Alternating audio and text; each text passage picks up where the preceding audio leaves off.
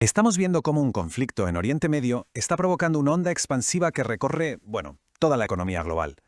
Lo que está pasando en esa región tan estratégica está a punto de afectar a los precios, a las inversiones, a la estabilidad mundial. Vamos a ver juntos cómo una sola chispa podría literalmente incendiarlo todo. Y bueno, todo arranca con esto. Por primera vez desde 2022, el precio del petróleo ha vuelto a superar esa barrera, casi psicológica, de los $100. Y esta cifra, ojo, no es solo un número en una pantalla, es una auténtica señal de alarma. Una que los mercados financieros, desde luego, se toman muy, pero que muy en serio.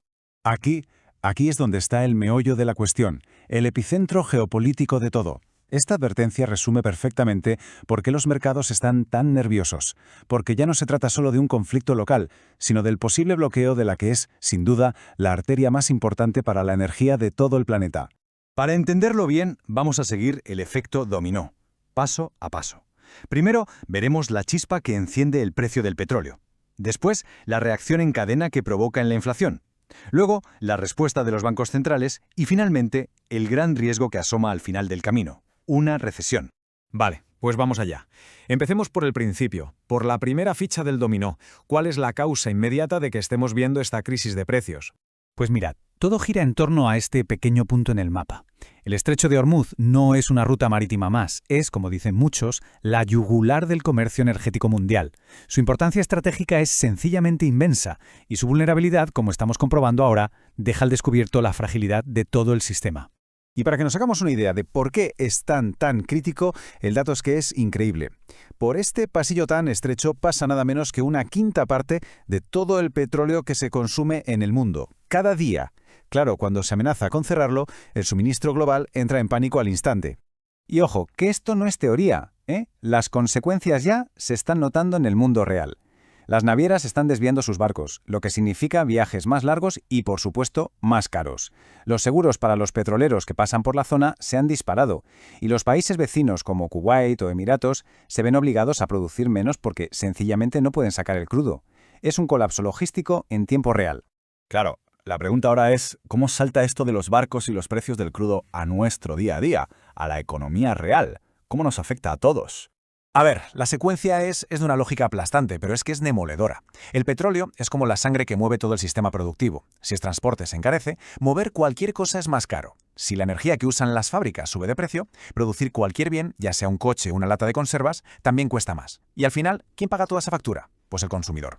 Y es que esta es la clave de bóveda de todo el asunto.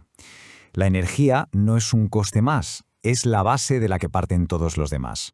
Por eso, una crisis energética se convierte casi de forma inevitable en una crisis de inflación. Es más, esto no es hablar por hablar, ya hay estimaciones sobre la mesa. Los analistas calculan que si el barril se mantiene por encima de los $100, la inflación podría subir casi un punto en Estados Unidos y cerca de medio punto en Europa. Y claro, esto le pone las cosas muy, pero que muy difíciles a los bancos centrales. Bien, y eso nos lleva directos a la respuesta oficial de las autoridades económicas y a ver cómo, intentando arreglar un problema, se puede generar otro. A ver, cuando la inflación se dispara, los bancos centrales sacan su gran herramienta, pisar el freno de la economía. Y para hacerlo, encarecen el precio del dinero subiendo los tipos de interés. La idea es que, si el crédito es más caro, la gente consuma menos y las empresas inviertan menos. Y así, con menos demanda, los precios deberían dejar de subir. Pero claro, ¿qué efecto tiene esto en las inversiones, sobre todo en las que se consideran más seguras como la renta fija? Vamos a pensarlo de forma sencilla. Imagina que alguien tiene un bono que le da un 2% de interés al año. Si de repente el Banco Central sube los tipos y el gobierno emite bonos nuevos que pagan un 5%, ¿quién va a querer comprar ese bono viejo del 2%? Nadie. La única forma de venderlo es bajarle el precio para que compense esa menor rentabilidad. Vale. ¿Y esto en qué se traduce para la gente que invierte? Pues la consecuencia directa es que el valor de todos esos fondos de inversión de renta fija que ya existen empieza a caer. Y aquí hay un detalle clave: la duración. Los fondos que tienen bonos a muy largo plazo son muchísimo más sensibles a estas subidas de tipos y, por tanto, sus caídas son más fuertes. De repente, ese activo que todo el mundo consideraba el refugio seguro de una cartera se vuelve volátil e impredecible. Y aquí llegamos a la gran pregunta del millón. Si esta medicina, la subida de tipos, sirve para enfriar la economía y controlar la inflación, ¿qué pasa si la dosis es demasiado alta? ¿Cuál es el riesgo de pasarse de frenada?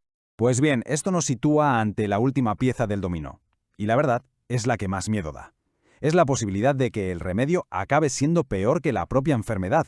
Es como una cascada, ¿no? Todo empieza con el shock del petróleo, que provoca una inflación que no baja.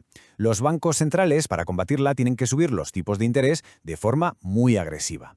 Con el dinero más caro, las familias gastan menos y las empresas invierten menos. Y el resultado final de todo esto, una contracción de la economía. En otras palabras, una recesión. Y que nadie piense que esto es solo una hipótesis económica. La historia es bastante tozuda en esto.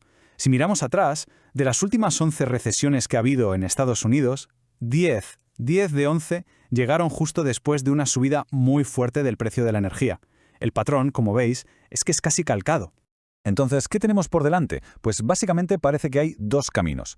Por un lado, si el conflicto se soluciona rápido, los precios del petróleo podrían bajar, la inflación se relajaría y los bancos centrales tendrían margen para respirar e incluso bajar tipos. Pero, por otro lado, si el conflicto se alarga, el escenario es mucho más oscuro.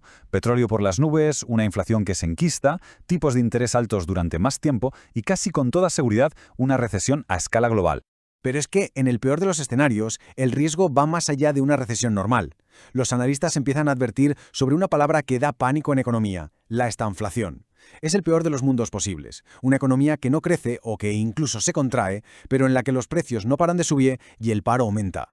Al final, si algo nos enseña esta crisis, es algo que a veces se nos olvida. Y es que el petróleo es mucho más que un simple combustible para el coche. Sus subidas y bajadas no solo afectan al bolsillo cuando vamos a repostar.